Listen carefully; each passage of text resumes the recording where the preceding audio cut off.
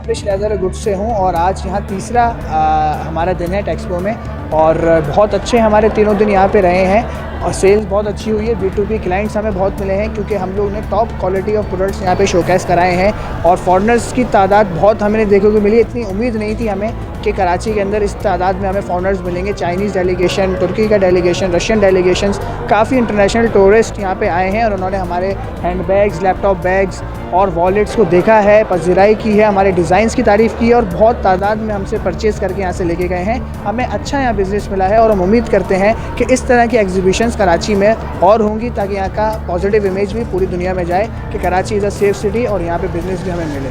हम उम्मीद करते हैं कि आइंदा और बेहतर बनाने की कोशिश की जाएगी और कोशिश की जाएगी कि यहाँ पे जो है और फॉरेनर्स को अट्रैक्ट किया जाए ताकि ज़्यादा से ज़्यादा यहाँ पे लोगों को बिज़नेस मिल सके। शुक्रिया।